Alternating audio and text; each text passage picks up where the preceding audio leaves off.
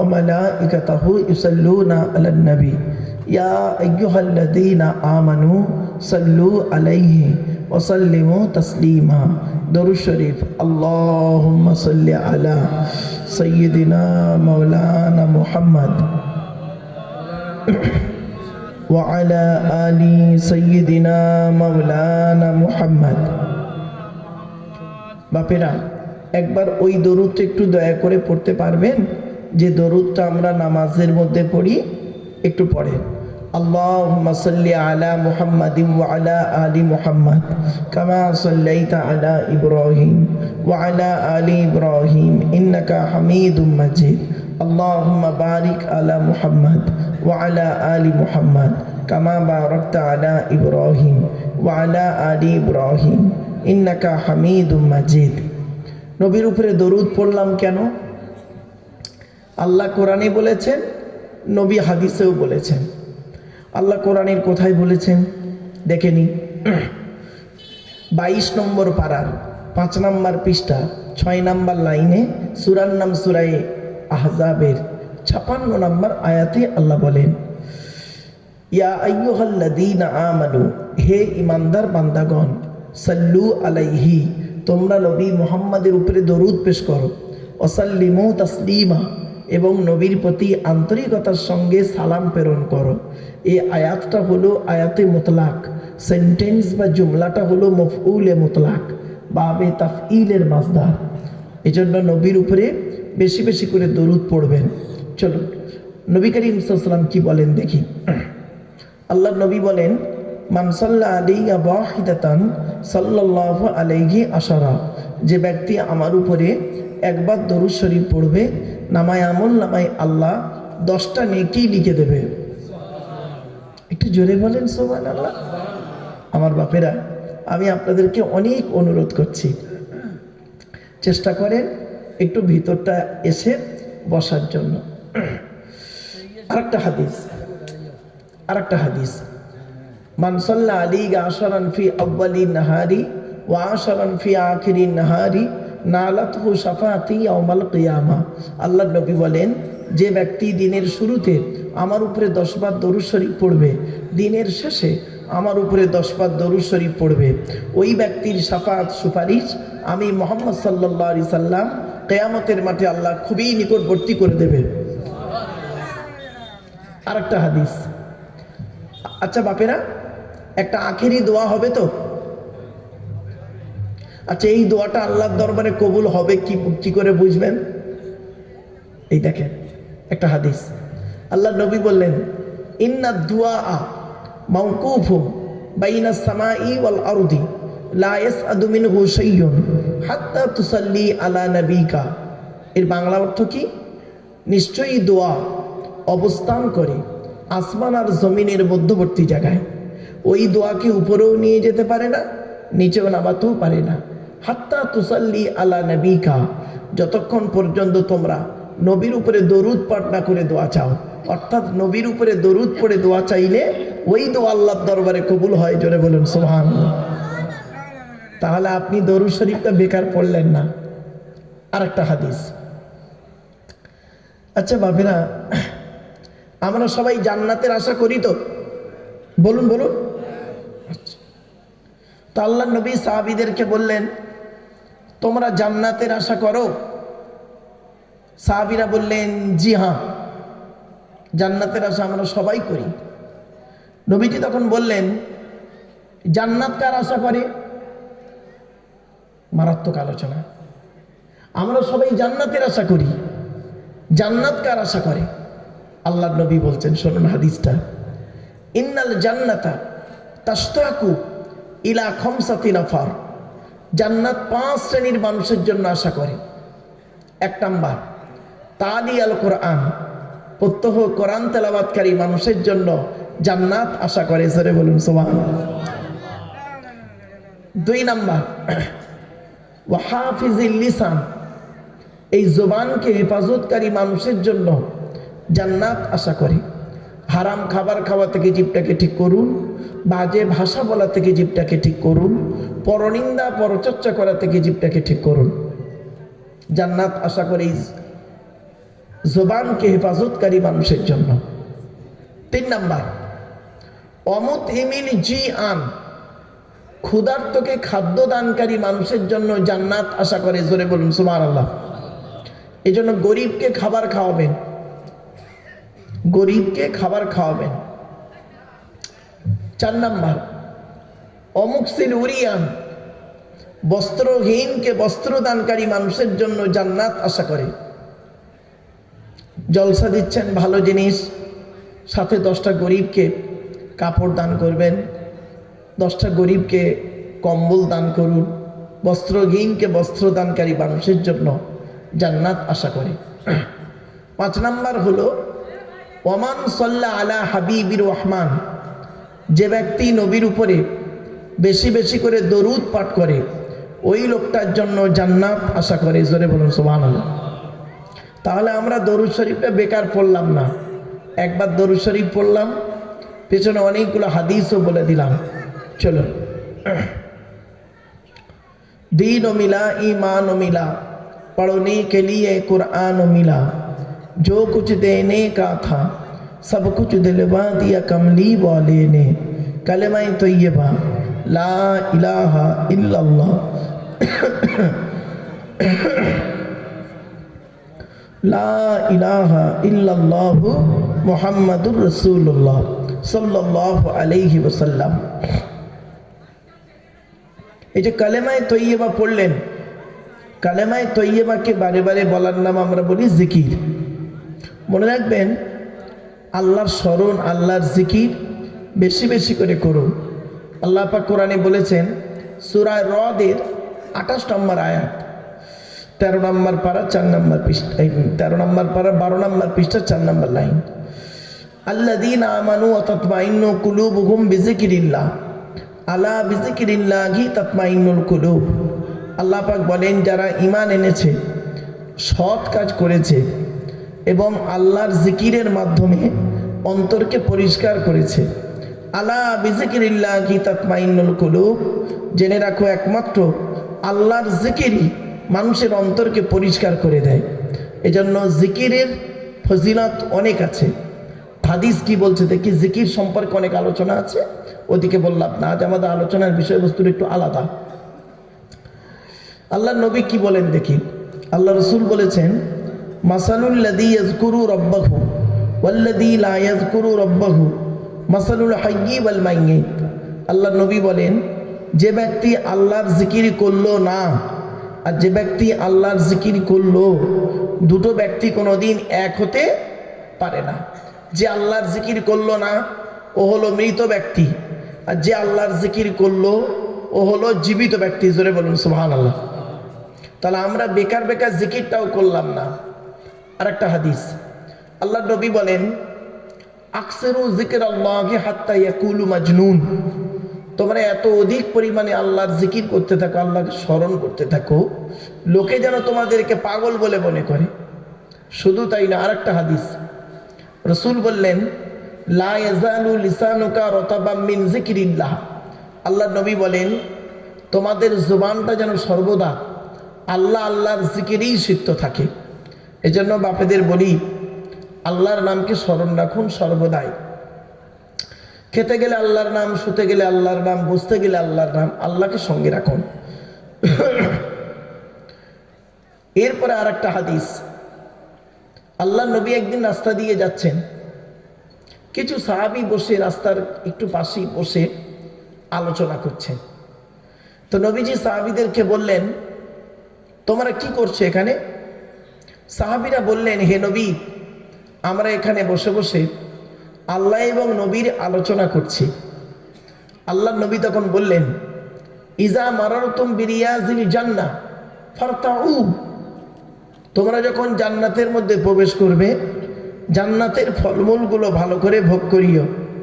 সাহাবীরা বললেন, কলু, তারা বললেন, মা রিয়াজুল জান্নাহ, দুনিয়াতে আবার রিয়াজুল জান্নাহটা কি?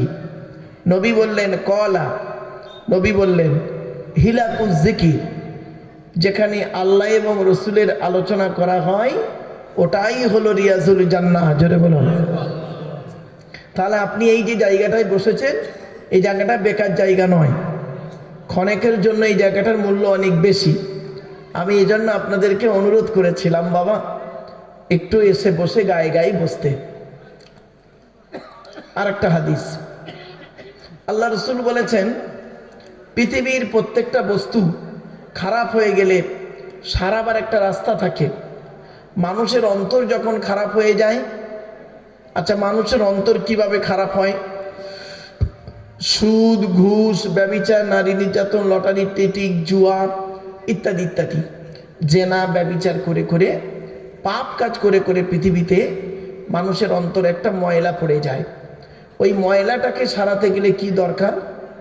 আল্লাহ নবী বললেন লিকুল্লি শাইইন সাকালাতুন ওয়া সাকালাতুল কুলুবি যিকরিল্লাহ। ছোট্ট একটা উদাহরণ দিচ্ছি। আমাদের কাপড়ে ময়লা লাগলে কি করেন? কাপড়ে ময়লা লাগলে আপনারা কি করেন? সাবান সার্ফ দিয়ে ধুয়ে ফেলেন। গায়ে ময়লা লাগলে কি করেন? সাবান দিয়ে পরিষ্কার করেন। এখন অন্তরে যদি ময়লা হয়ে যায় কি হবে?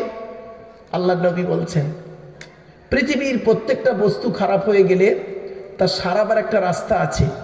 মানুষের অন্তর যখন খারাপ হয়ে যায়, আল্লাহর জিকির, আল্লাহর ভয়, আল্লাহর স্মরণ মানুষের অন্তরকে পরিষ্কার করে দেয়। তাহলে এমনি এমনি একবার জিকির করা লাভ না। একটা হাদিস আপনাদেরকে বক্তব্যের শুরুতেই বলে দিই। আল্লাহ নবী ওয়াজ করতেন। হাদিসটা কোথায় আছে? বুখারী শরীফে আছে, মেশকাতেও হাদিসটা আছে। হাদিসের বর্ণনাকারী কে? হযরতে আব্দুল্লাহ ইবনে মাসউদ রাদিয়াল্লাহু তাআলা আনহু। তিনি বলছেন আল্লাহ নবী ওয়াজ করতেন। আল্লাহ নবী কি করতেন? ওয়াজ করতেন। কবে? শুনে নিন, ভালো করে শুনে নিন বাবা, বিতারির মানুষ শুনে নিন দয়া করে। সাহাবী বর্ণনা করছেন আল্লাহ নবী বৃহস্পতিবার দিনগত রাতে ঈশার নামাজের পরে সাহাবীদেরকে নিয়ে গায়ে গায়ে বসে টু দি পয়েন্টের উপরে নবীজি আমাদের ওয়াজ করে শোনাতেন। তাহলে ওয়াজের উত্তম রাত কোনটা? বৃহস্পতিবার দিনগত রাত। আজকে রাতটা কোন রাত? তাহলে বুঝতে পারছেন কি রাতে বসেছেন এখানে? এর মূল্য বুঝতে পারেননি আপনি। চোখ দুটো বন্ধ হয়ে যাবে যেদিন, অন্ধকার নীরব নগরে চলে যাবেন, সেই দিন বুঝবেন হায় রে কি আফসোস, কি ভুল করেছি পৃথিবীতে। যদি কোরআনের মাজলিসে বসে একটু কোরআনের আলোচনা শুনতাম, তখন বুঝতে পারেন, কিন্তু আর কিছু করার থাকবে না। বৃহস্পতিবার দিনগত রাতে এশার নামাজের পরে সাহাবীদেরকে নিয়ে নবীজি ওয়াজ করতেন। সাহাবীরা কিভাবে বসতেন? বলুন বলুন বলুন। গায়ে গায়ে জমে জমে বসতেন। আমার বাপেরা, আপনারা কিভাবে বসেছেন? বড্ড ছড়িয়ে ছিটিয়ে বসেছেন। আমি আপনাদেরকে অনুরোধ করছি নবীর এই হাদিসটাকে আমল করার জন্য বাপ একটু আগিয়ে আগিয়ে এসে গায়ে গায়ে বসেন বাপ, অনুরোধ করে বলছি বাপ। আল্লাহ রসুলের একটা হাদিস অন্তত মানেন। আল্লাহ নবী বলেছেন মান আহাব্বা সুন্নতি ফাকাদ আহাব্বানি ওয়া মান আহাব্বানি কানা মাই ফিল জান্নাহ।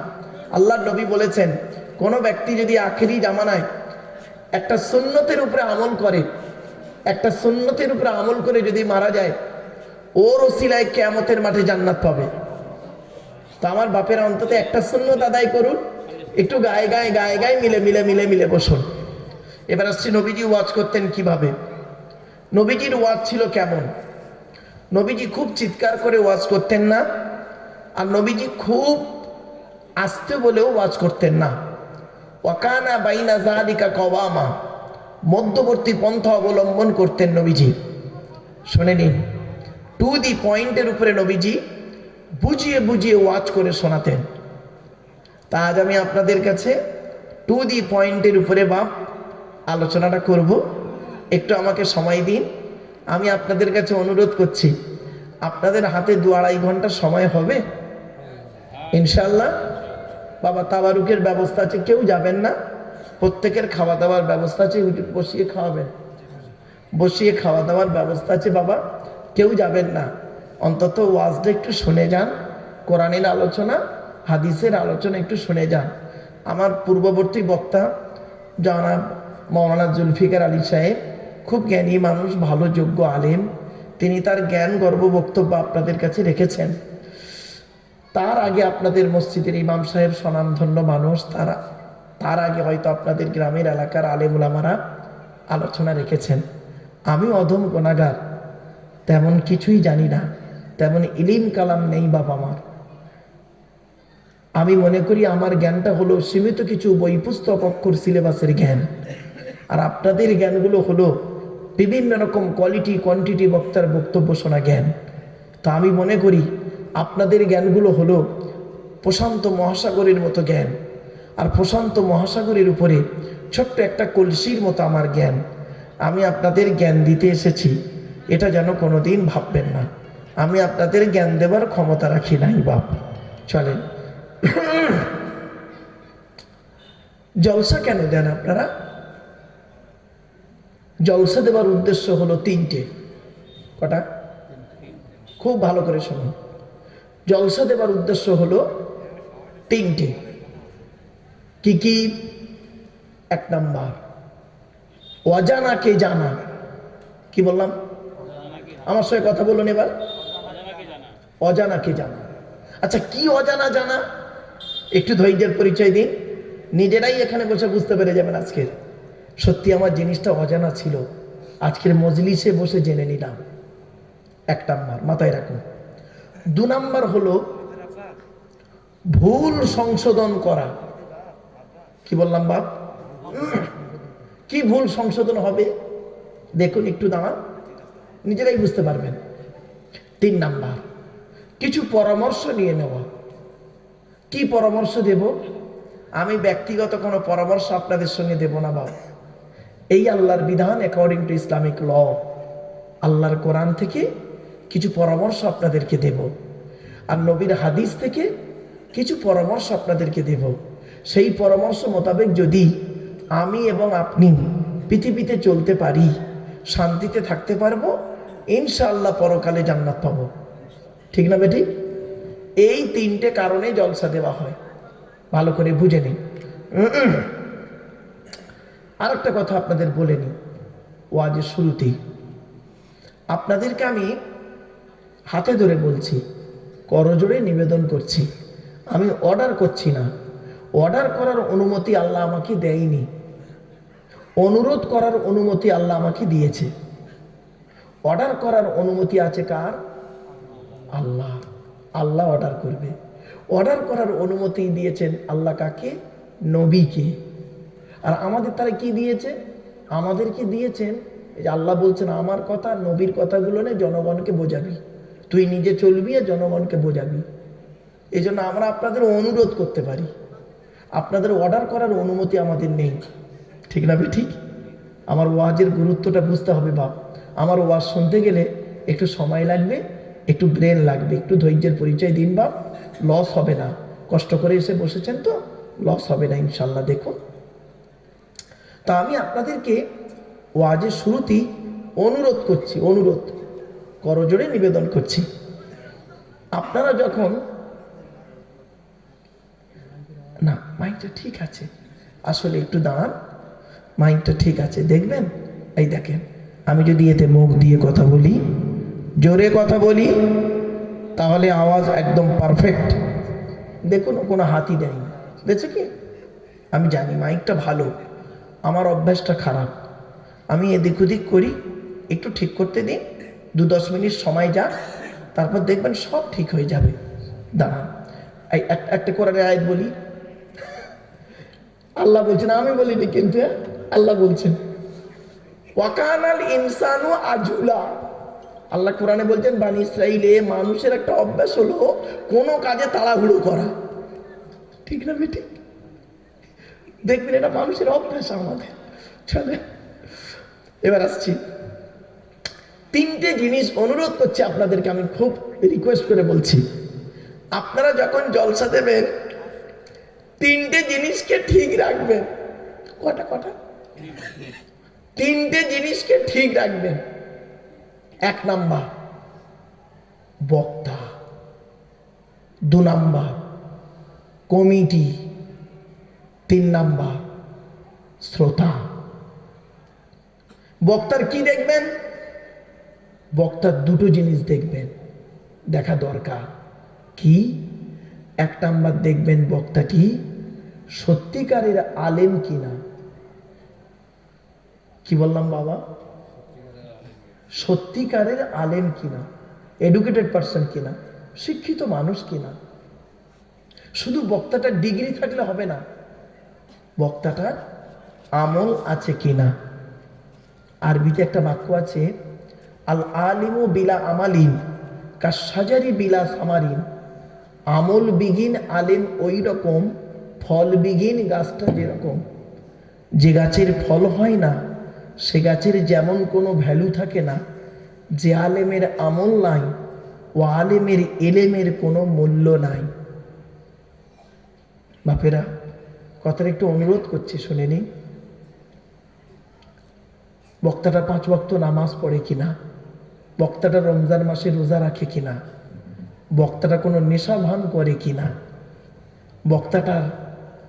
বক্তাটা তার স্ত্রীর হক আদায় করে কিনা, বক্তাটি তার ছেলে মেয়ের দায়িত্ব পালন করে কিনা, বক্তাটি তার ভাই বোনের সঙ্গে সুসম্পর্ক রাখে কিনা, বক্তাটি তার পিতামাতার সঙ্গে ভালো আচরণ করে কিনা, বক্তাটির চরিত্রটা ঠিক আছে কিনা।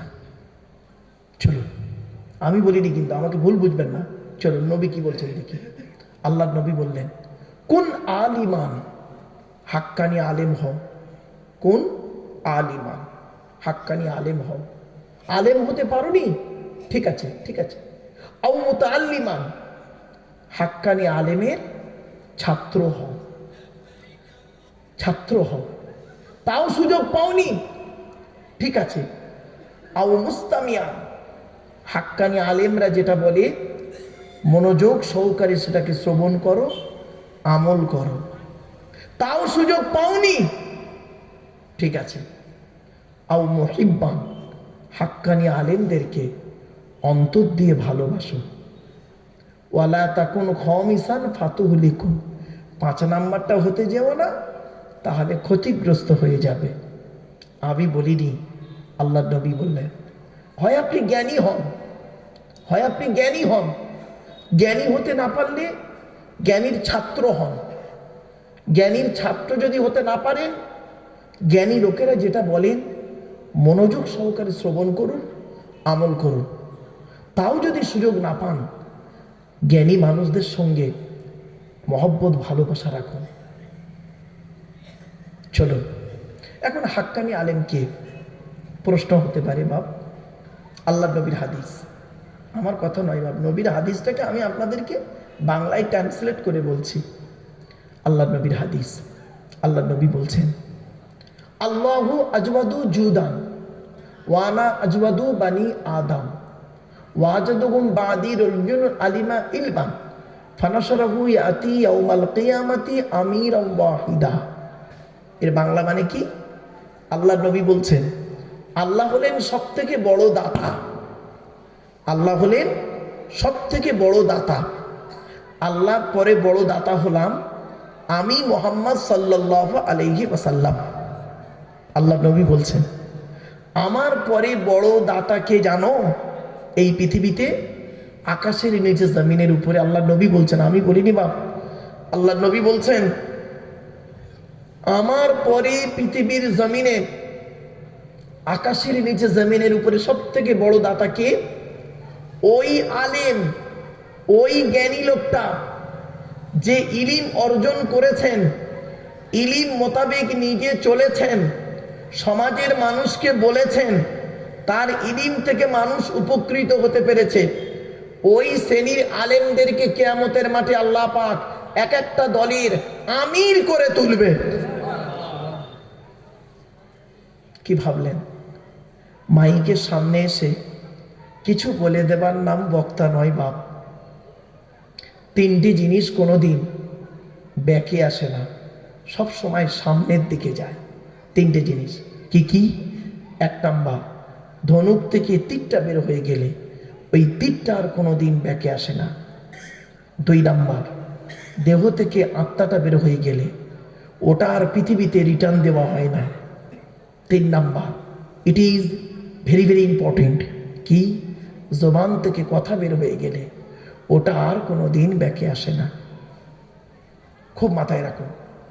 1 ঘন্টা লেকচার দিতে গেলে বাপ, 1 ঘন্টা ওয়াজ করতে গেলে 3 ঘন্টা স্টাডি করতে হবে। এত সহজ জিনিস নয় বাপ।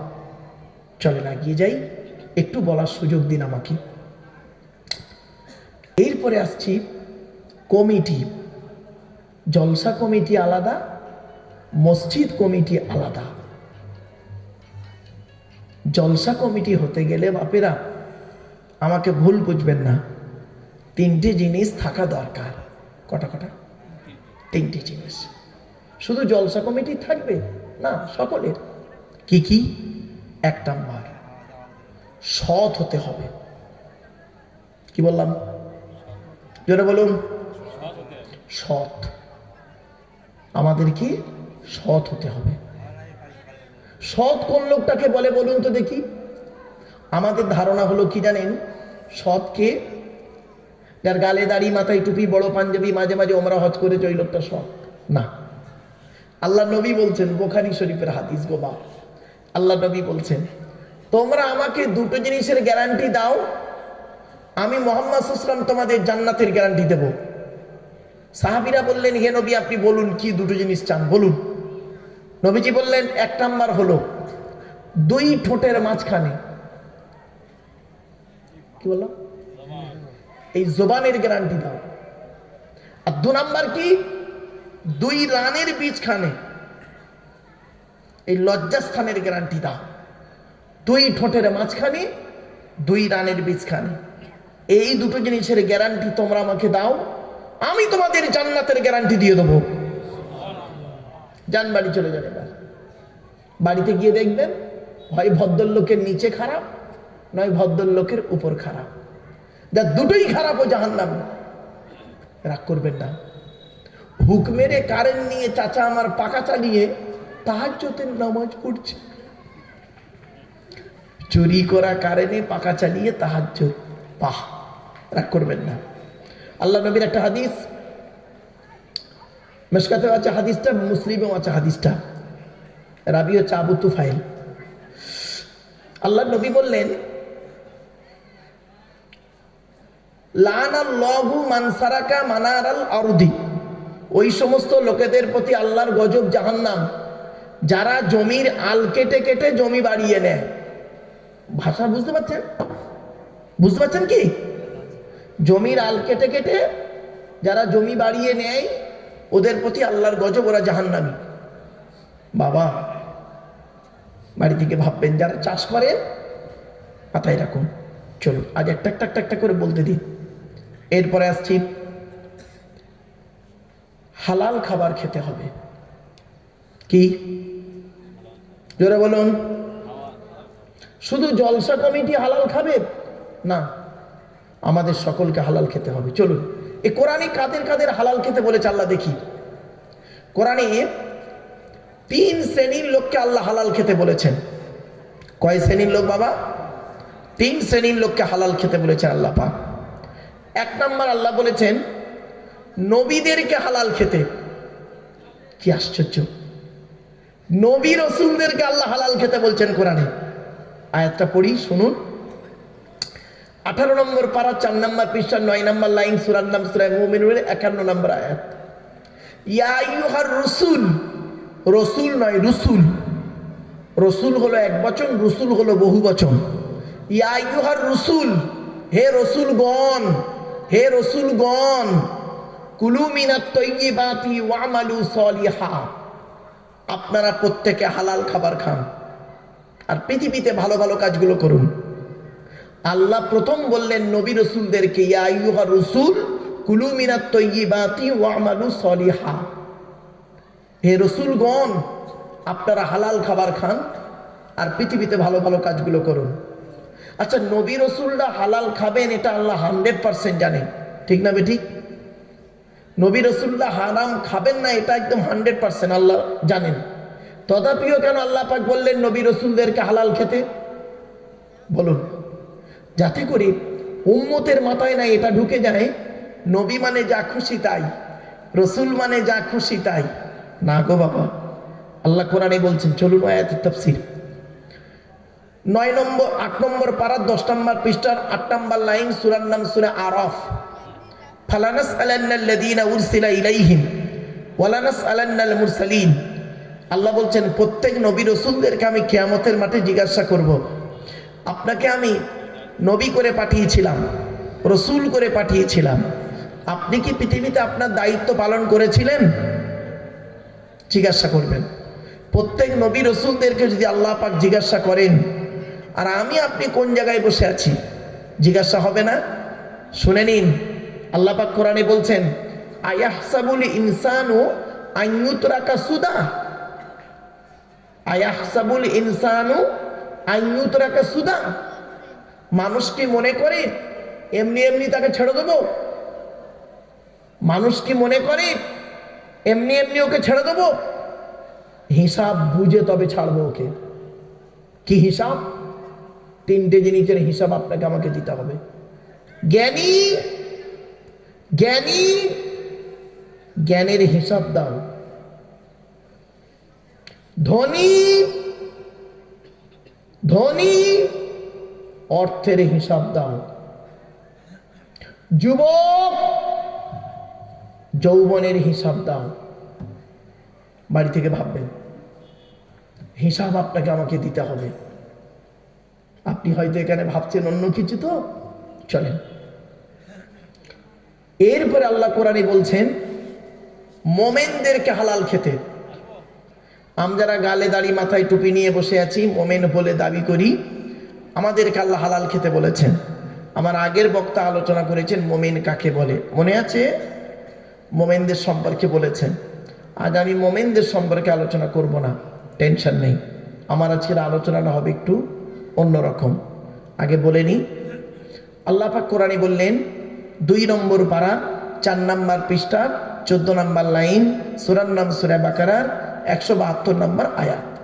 ইয়া আইয়ুহাল্লাযীনা আমানু, হে ঈমানদার বান্দাগণ, কুলু মিন তাইয়্যিবাতি মা রাযাকনাকুম, আমার দেওয়া হালাল রিজিকগুলো তোমরা ভক্ষণ করো। তাহলে শুধু নবী রাসূলুল্লাহ হালাল খাবেন না, হালাল প্রত্যেক নবী রাসূলুল্লাহ হালাল খাবেন, আর মোমেন ব্যক্তিদেরকেও হালাল খেতে হবে। দুটো হলো। তৃতীয় শ্রেণী কারা জানেন? শুনে নিন। পৃথিবীর সকল মানুষকে আল্লাহ হালাল খেতে বলেছেন।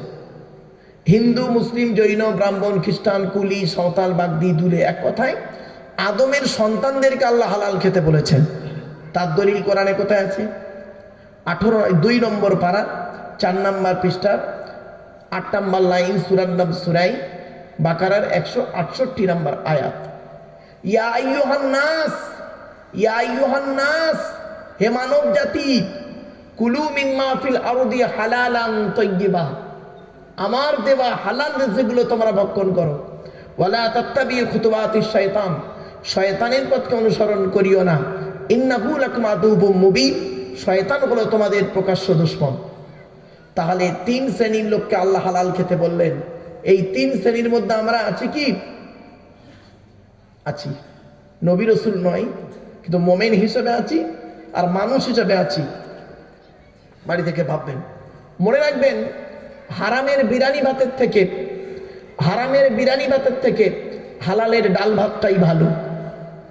এই জন্য আপনাদেরকে করজোড়ে নিবেদন করছি, হালাল খাবার খান, হালাল খাবার খান। চলুন, 2 নাম্বার হলো, 3য় নাম্বার অংশটা হলো, জলসা দিতে গেলে 3টে জিনিস ঠিক রাখবেন। 1 নাম্বার বক্তা, 2 নাম্বার কমিটি, 3 নাম্বার বলেছিলাম কি? শ্রোতা। শ্রোতা হতে গেলে 3টে জিনিস থাকা দরকার। কি কি? 1 নাম্বার শরীর পাক।